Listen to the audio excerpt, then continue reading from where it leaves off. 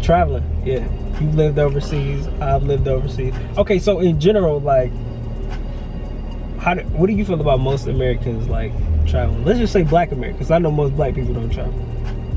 Most Black people don't travel. You think I mean, they go to the same spot, like Miami, Labor Day, or Memorial Day, Vegas, Memorial Day, but they ain't going nowhere like outside the country. Nah. Yeah, nah.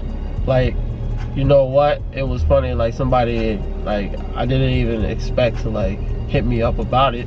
It was like, yo, how do you get a passport? I was like, most people really don't know. Like apply for it. It's like you're, like I didn't expect that. Like some people don't know how to get a passport. Look, until I got orders to Germany, I didn't think to get a passport. I never felt the need to go overseas, but the process is actually pretty easy. You just go to the post office, like get your picture taken at like Walgreens or some shit, and then you apply, and then it's there in like 3 weeks, 4 weeks. It's only $100. Well, I think it just went up. When I did it was $99, but I think now it's like $120. Yeah, like 110, 120, some change. Yeah. You can do the next day passport. It's like $175, but nobody needs that. Nobody is. That was like emergency. I had to do it actually. Oh, okay. Emergency, like that's when I got the job in Kuwait to live overseas. It was like, we gotta hire you now. Yeah, like he hit me up to get a job, and then like he was like, all right, well you got a passport? Nope. All right, well I need you to go. I need you here like the next 2 weeks. So we can't wait that 3 or 4 weeks. Yeah, because they trying to rotate out. You know what I mean? So they got to fill bodies. So Miami is actually like a city that has like the next day passport. Oh, okay, cool. Like it's only a couple cities in like the whole state. It's like all of America. Like it's only like say like 3 or 5 cities. Damn. But like Miami is one. So then I got flown down to Miami. Wow. What'd I say? No, I was just. Oh, I thought shit. You know, I was high as hell last time, so I was trying I'm trying to be like more composed, you know? He was composed. It seemed like it, but I was watching back, I was like, man, that dude was high. I don't even know this guy. I don't even know this guy. This dude is stoned out of his mind. Oh, man. That's the funniest thing when people like see themselves on drugs and they be like, yo, I don't know who that man I look was, back bro. at that video, I was like, oh yeah, this is funny, yeah, this is great, but this dude smacked. Smacked. So let's tone it down for the next one. That's what I told myself. Anyways, no, so got flown out to Miami, boom, same day or like next day passport. Right. Emergency. But like something like that, it was dope. Cause like now I got a passport, bam, just go. So if you ever just feel like you need to plan a trip, you want to just get out and go like somewhere other than just something different. Yeah, do your thing. If you're close to that, if you maybe you stay in I know it's one in Miami. I know it's one in Chicago. Probably just big major cities. No, I think it's so like I said, it was. I only did it because I was on military orders. But I think what discourages people, like when I talk to people now, like, man, just travel. They're like, man, it's so expensive.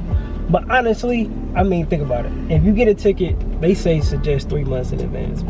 You can wait a month and a half, 2 months if you want to be in between the $700 and $900 range. But think about what you would spend in that money. What would you spend $700 on? Like most people, what? That's what? A pair of shoes? Like, I mean, Yeezys is $220. So that's 2 pair of Yeezys or a trip to Paris. You know what I'm saying? Actually see where some art or something. You know, like learn something. But like, I think it's just a money thing for especially like black people. They just be like, man, what? I ain't about to drop $800 on anything. Like, bro, you drop $800 between your car note and your car insurance, especially if you're living in Michigan. Like, bro, like just act like you doing that and just take a trip, bro. I suggest people part of that, I feel like some people are just like it don't really interest them like that though. You know what I mean? Like they don't know places that like would make you want to spend that type of money to go. You get what I mean? Yeah. Drop the chapstick. Oh yeah, that sucks. I mean, no, I get that too, but I feel at like the same time, you just gotta take the leap. Yeah, take the leap, man. Yeah. Like, I mean, I know I can name my grandma, mom, stepdad, like everybody in my family. I can say I'm probably the only person, like me and maybe my cousin, who've actually like went across the water. Like that's 2 out of a family full of 100. You know what I'm saying? Like that's not good. Yeah. I think black people, we just scared. And I think that it's also Americans, because first off, we don't even teach enough languages in school. It's only English and Spanish. But you go over there and everybody, like people in Germany knew like 5 different languages. Everybody outside of America don't speak English. Yeah. Like they only speak they language. That's it. And they like, be scared. so it's gonna be difficult to try. That's not true. That's not true at all. That's not true. I went over there. There was more people that speak English. I mean, yeah, the signs, you gotta learn the signs naturally. Everything, but most places got like both versions. Yeah, it's crazy like going to like a different country and seeing how much like easy it is to get around than you thought it was gonna be. Like some stuff might be like language barriers and whatnot, like with locals, like say you go into a gas station or something like that, but for the most part, like you gonna find somebody who can give you information you need, like in English, no problem, no crazy like dialect, no nothing, and like you'd be on your way. So that's like taking that leap, yeah, to just like travel and go see something other than what you're like used to. I think it's a good experience to like broaden people's personalities, horizons, all that kind of stuff. Just appreciate where you from, really, more or less. And see, that's what mine's the total opposite. I didn't even really appreciate America. Some things I did. I don't. But most of the time, I was looking at America like, yo, we are trash. I definitely did it. Yeah, no, cause so I can only compare Germany because that's where I live most of the time. And what's crazy is Germany like got me prepared for LA because like the traffic is the same, parking situations is the same. It's just busy city life type of stuff. You know what I'm saying? But also when I was over there, I peeped like how clean. Cause I'm from Detroit, man, Detroit.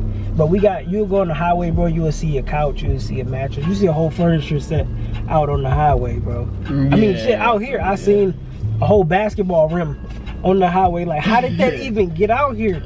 You know, but you go into Germany, bro, the roads is so clean. Yeah. Like, everything is just clean. They, like, really environmentally friendly. Like, they not just talking about it. The cleanliness, actually. You know what I'm saying?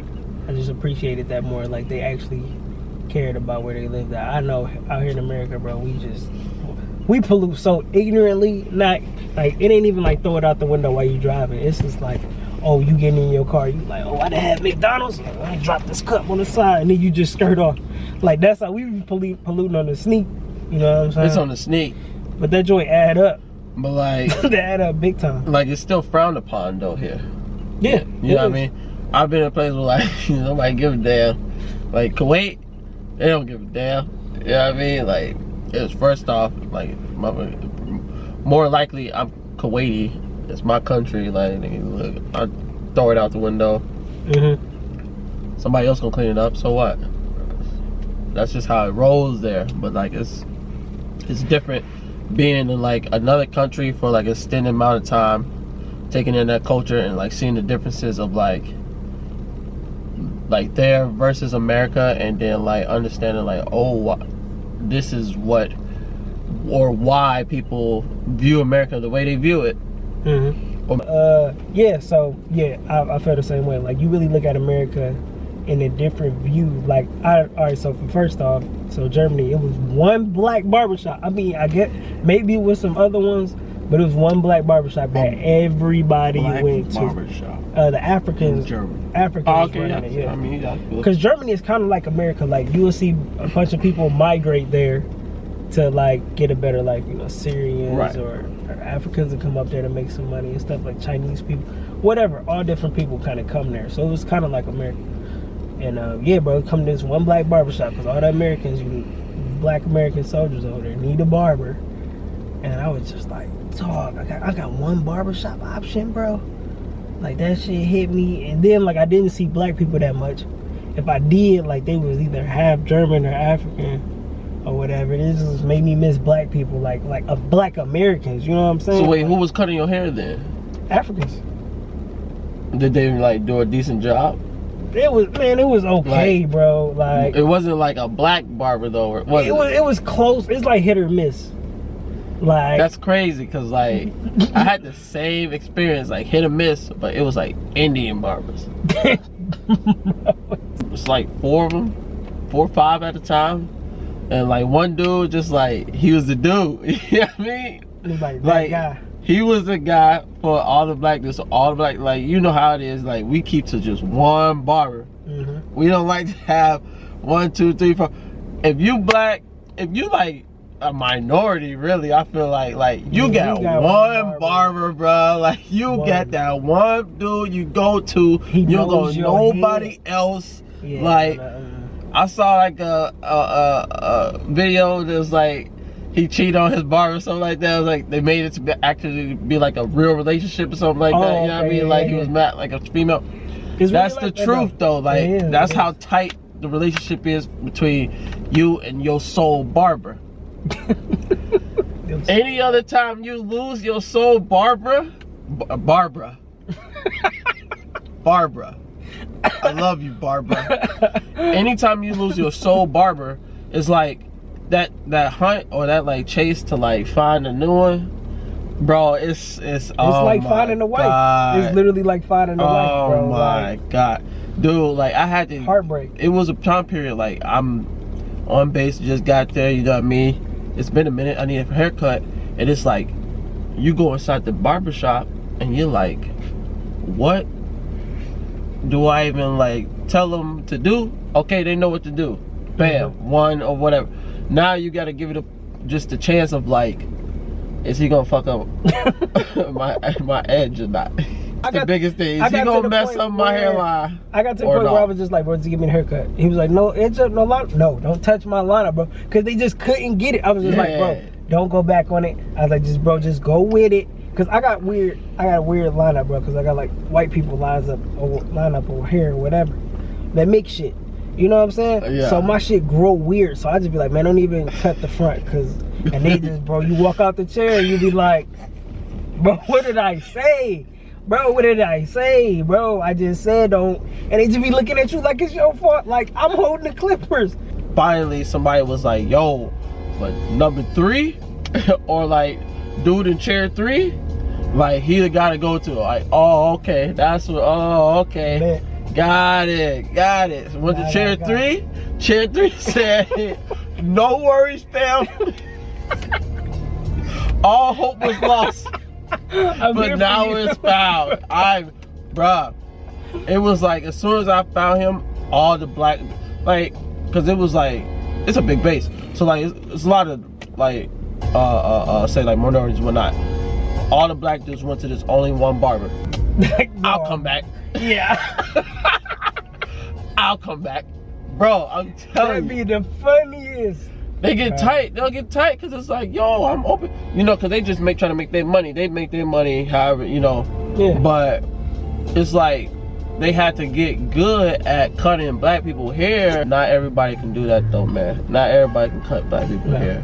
So it's crazy that we weren't even this big of a tangent on that because that's how important that is. It is. But like overseas, like doing it overseas, that was a challenge. That was a serious actual first world challenge. Yeah, like that's the thing. When living overseas and just visiting, it's 2 total different things. Like but it's similarities, but it is 2 total different things. But for the visit, it's just a few things you need to know, bro. Have some money, like for sure, but like try to make the attempt to not do the touristy thing. And when I say touristy thing, like try to catch the train versus a cab. Cause them cabs be knowing like, oh, you a tourist? Oh yeah, I'm about to run it up on you. Oh yeah. Like, bro, make an effort, cause like that's what I was doing when I was living in Germany. I would take the taxi to the airport, and that was like 30, 35 every time. And this girl was like, "Fam, you could pay 6." And that's like euros too. Yeah, that's like 40. That's like $50 at the time, or like $45. She like, you could take the train, bro, for $10, essentially $9.50. And it takes you in the airport. Like, I don't even gotta get out. Front door service. Like, I'm in there, bro. I'm at the terminal. Like, and that was all. They always know. That was all. You just gotta ask around. Like, people really be trying to help you out. They don't be trying to hand you. So, like, have some bread. Like, the food is, I don't have good experiences with food when I was traveling. Like, the food in Paris, to me, ass.